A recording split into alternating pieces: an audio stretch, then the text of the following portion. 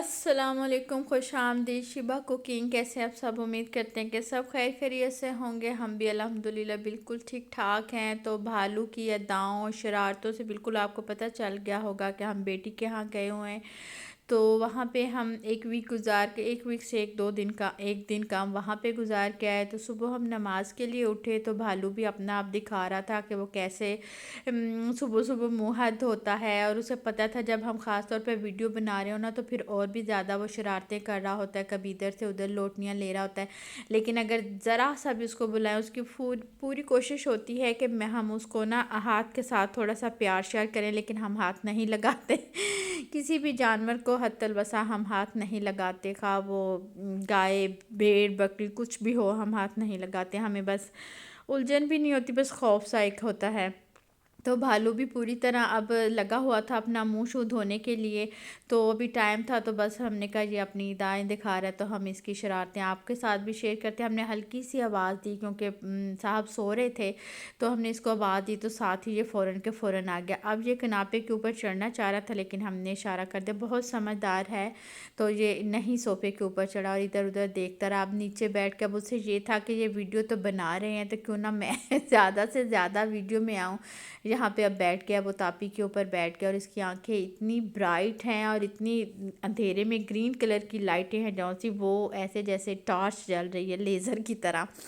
खैर भालू की अदाएँ देख ली तो हमने सोचा मज़ेदार सा अच्छा सा हेल्दी सा सैलड है जो सा हम बनाते हैं। ये हमारा शौक़ भी है और रूटीन भी यही है कि हम दिन में एक दफ़ा तो ज़रूर ही सैलड खाते हैं। दिन में एक दफ़ा तो हमने आपको कह दिया, अदरवाइज़ हम 2 टाइम ज़रूर सैलड खाते हैं। चाहे उसके अलावा हम इधर उधर की जितनी मर्ज़ी चीज़ें खा लें, लेकिन जब तक हम सैलड ना खाएं हमें तसल्ली नहीं होती।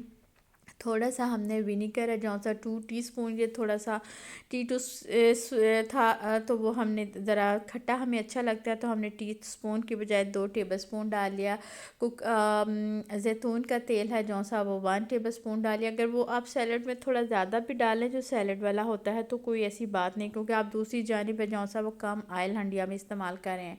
कुटी हुई काली मिर्च एज़ यूजुअल, जैसा कि हमने आपको कहा हमें सुरख कुटी हुई काली मिर्च भी पसंद है, वो भी सुरख मिर्च सॉरी वो भी हमने शामिल की। ब्लैक पेपर थोड़ी सी वो भी शामिल की, नमक शामिल किया और ज़रा टेंगी सा टच देने के लिए ये जो मस्टर्ड पेस्ट है ना, वो एक स्ट्रॉन्ग होता है, एक मीडियम होता है, एक बिल्कुल लाइट होता है। तो हम स्ट्रॉन्ग वाला लेके आते हैं तो उससे बहुत अच्छा तेज़ सा फ्लेवर है जौन सा वो आता है। दूसरी जानिब सब्ज़ियाँ जौन सी वो हमने काटनी शुरू कर दी हैं और जौन सी हमारा सॉस कह लें या ड्रेसिंग कह लें, वो है जौन सी सैलड की वो तैयार हो चुकी हुई है। सबसे पहले हमने थोड़ी सी पार्सली और पुदीने के पत्ते थे वो काट दिए। उसके बाद टमाटर चेरी टमाटर हैं वो हम इसमें काट देंगे। सैलड के लिए अच्छे तो यही होते हैं, लेकिन हम गर्मियों में अपने गार्डन के हैं जौन से वो इस्तेमाल करते हैं क्योंकि उनका फ्लेवर बहुत अच्छा होता है। वो प्योर बियो होते हैं, कोई खाद नहीं, और खट्टे मीठे से टमाटर बिल्कुल ओरिजिनल फ्लेवर में होते हैं। तो लेकिन आम नॉर्मल अगर आप बियो लेके आएँ तो उनका फ्लेवर फिर भी अच्छा होता है टमाटर का, लेकिन अगर आप आम नॉर्मल स्टोरों से लेके आएँ तो वो बिल्कुल पानी होता है, कोई मज़ा नहीं। तो फिर बेहतर है कि आप चेरीज़ टमाटर है जौन सा वो सैलड के लिए इस्तेमाल करें। गाजर भी हमने काट लिया, हाफ़ एप्पल था हमारे पास, हमने वो भी काट लिया। और खीरा है जौन सा वो भी हमने काट लिया। एवोकाडो है जौन सा वो क्योंकि बहुत सॉफ्ट होता है तो वो इन सारी चीज़ों को अच्छी तरह मिक्सअप करने के बाद आप एंड में शामिल करें, नहीं अदरवाइज़ नहीं तो वो सारा अंदर मिक्सअप सा हो जाता है। और बहुत सख्त वाला एवोकाडो है जौन सा वो बिल्कुल भी मज़े का नहीं होता है। थोड़ा आप पका हुआ लें और थोड़ा नरम लें, ताकि और फ्रिज में इनको बिल्कुल ना रखें, आप बाहर रखें। और ये कि वो जब सॉफ्ट होता है तो वो उसका जायका अच्छा होता है। जो बहुत सख्त वाले होते हैं कि घर लाएंगे, प्योर ग्रीन होते हैं कि घर लाएंगे और पक जाएंगे, तो उनका फ्लेवर बिल्कुल भी अच्छा नहीं होता। वो ऊपर से ब्लैक तो हो जाते हैं, लगता है जैसे पक गया, लेकिन बहुत चीड़े से होते हैं। इसलिए पहले ही पका हुआ एवोकाडो लेके आना चाहिए। हमने एवोकाडो भी मिक्स कर लिए, चने भी मिक्स कर लिए हैं। बहुत मज़ेदार सा सैलड है आलू के।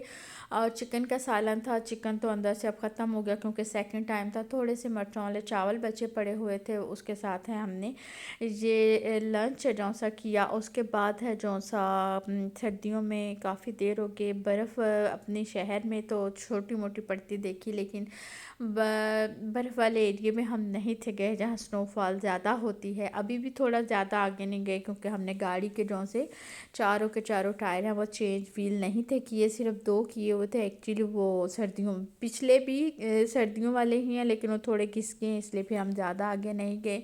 लेकिन कुछ एरिया में हम गए, वहाँ पे थोड़ी सी काफ़ी अच्छा माइनस में टेम्परेचर जा रहा था, धूप काफ़ी निकली हुई थी और बहुत मज़े की बर्फ़ है। जौन सी दरख्त चारों तरफ से वाइट ही वाइट दिखाई दे रहे थे। हमने साहब को कहा कि कुछ ऐसी जगह पे रोके जहाँ हम रोक सकते हैं, क्योंकि पहाड़ी एरिया है तो हर जगह जहाँ दिल चाहे वहाँ पे हम गाड़ी रोक नहीं सकते।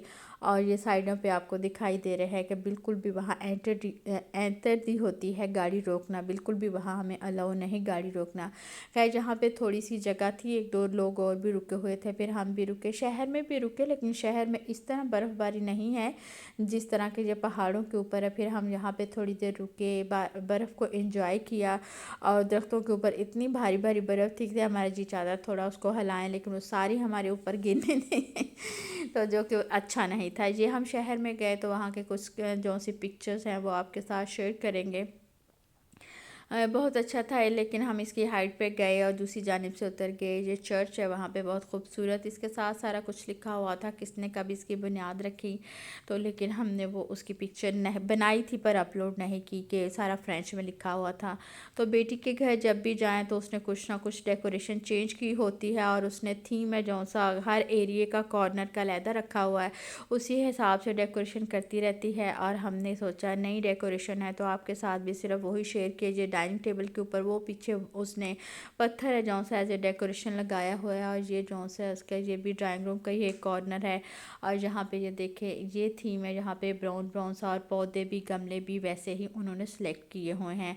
माशाल्लाह से बहुत अच्छा उनका टेस्ट है डेकोरेशन के हिसाब से, और बहुत ही खूबसूरत घर है जो सा उन्होंने डेकोरेट किया है।